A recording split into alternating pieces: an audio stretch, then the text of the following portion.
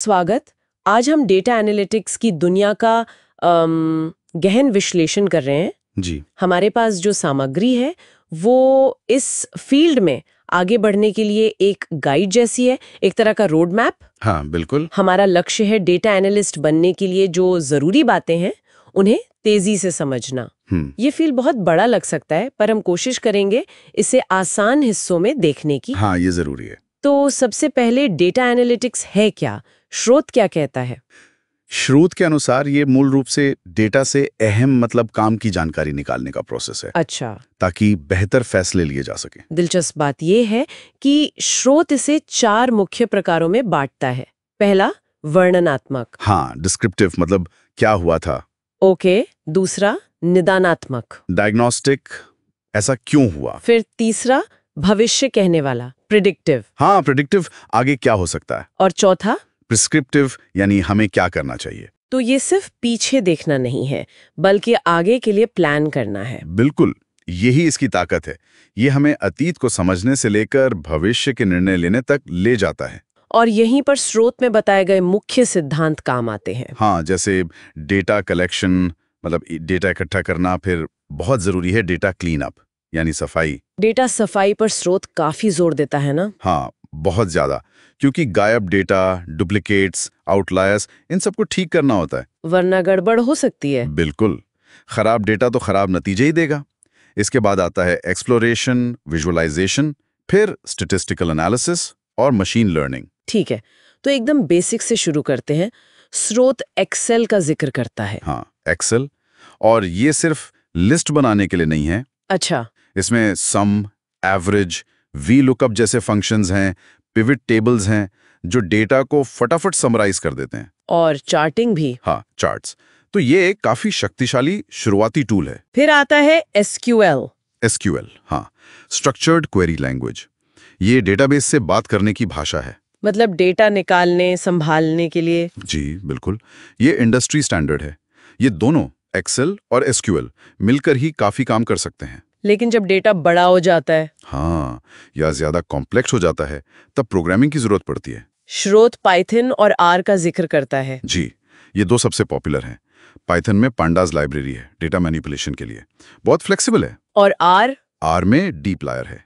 ये स्टैटिस्टिकल कामों और रिसर्च में काफी मजबूत मानी जाती है। प्रोग्रामिंग क्यों जरूरी है वैसे? बड़े डेटा सेट को हैंडल करने के लिए, और जो काम बार बार करने पड़ते हैं उन्हें ऑटोमेट करने के लिए। अच्छा, और डेटा को दिखाने के लिए विजुअलाइजेशन। हाँ, उसके लिए भी लाइब्रेरीज हैं। पाइथन में मैटप्लॉटलिब है, आर में ggplot2 है। स्रोत कुछ टूल्स का भी जिक्र करता है, टैब्लो और पावर बीआई। जी हाँ, टैब्लो और पावर बीआई, ये डैशबोर्ड बनाने के लिए बहुत अच्छे हैं। इनसे इंटरैक्टिव विजुअलाइजेशंस बनते हैं। और विजुअलाइजेशन का फायदा क्या है? बड़ा फायदा ये है कि ये मुश्किल पैटर्न और ट्रेंड्स को भी समझने लायक बना देता है। एक तस्वीर 1000 शब्दों के बराबर होती है वाली बात है। सही। अब आते हैं विश्लेषण की तकनीकों पर।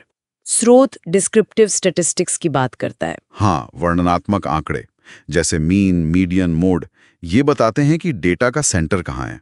Central tendency. बिल्कुल, और रेंज, वेरिएंस, स्टैंडर्ड डेविएशन, ये बताते हैं कि डेटा कितना फैला हुआ है। मतलब डिस्पर्जन। हाँ, इसके अलावा हाइपोथेसिस टेस्टिंग का जिक्र है, यानी किसी आइडिया को टेस्ट करना। हाँ, सबूतों के आधार पर। फिर कोरिलेशन एनालिसिस, दो चीजों के बीच रिश्ता देखना, और रिग्रेशन, एक चीज से दूसरी का अनुमान लगाना। ये सब डेटा से गहरी समझ निकालने में मदद करते हैं। बिल्कुल। स्रोत कुछ एडवांस टॉपिक्स की तरफ भी इशारा करता है। Machine learning. जी, मशीन लर्निंग के बेसिक्स, जैसे सुपरवाइज्ड लर्निंग, जहां मॉडल लेबल्ड डेटा से सीखता है। ओके। अनसुपरवाइज्ड लर्निंग, जहां वो खुद पैटर्न ढूंढता है। और रीइंफोर्समेंट लर्निंग, जो फीडबैक से सीखता है। कुछ एल्गोरिदम के नाम भी हैं। हाँ, जैसे डिसीजन ट्री, के मीन्स क्लस्टरिंग, बस नाम लिए हैं। और बिग डेटा। हाँ, बिग डेटा टेक्नोलॉजीज जैसे हैडूप, स्पार्क का भी जिक्र है। ये बहुत बड़े डेटा सेट के लिए हैं। तो ये सब सीखने की प्रक्रिया में अगले कदम हुए। जी, यहाँ एक सवाल आता है कि शुरू में कितना सीखें। स्रोत कहता है कि नींव मजबूत करें और धीरे धीरे आगे बढ़ें। तो अगर हम सब कुछ समेटें तो डेटा एनालिटिक्स का रास्ता कैसा दिखता है? पहले नींव डालें, एक्सेल, एसक्यूएल। फिर जरूरी औजार पाइथन या आर, विजुअलाइजेशन टूल्स। फिर एनालिसिस टेक्निक समझें, स्टैटिस्टिक्स। और फिर एडवांस टॉपिक्स की ओर देखें, मशीन लर्निंग, बिग डेटा। और सबसे जरूरी बात जो स्रोत बार बार कहता है, प्रैक्टिस। हाँ, असली डेटा पर प्रोजेक्ट बनाना, कैगल जैसी जगहों पर हिस्सा लेना। और लगातार सीखते रहना, क्योंकि ये फील्ड तेजी से बदल रहा है। तो मतलब ये एक सफर है, मंजिल नहीं। बिल्कुल सही कहा, ये एक लगातार चलने वाली यात्रा है। अच्छा, अंत में सोचने के लिए कोई बात? हाँ, एक बात जरूर, ये सारे टूल्स और टेक्निक्स हमें डेटा से कहानी कहने की ताकत देते हैं। लेकिन क्या सबसे महत्वपूर्ण कौशल सिर्फ टूल चलाना है, या फिर उन टूल से जो जानकारी निकली है उसे एक ऐसी कहानी में पिरोना है जो फैसले लेने में मदद करे? मतलब कम्युनिकेशन स्किल्स भी उतनी ही जरूरी है? मेरे ख्याल से शायद उससे भी ज्यादा।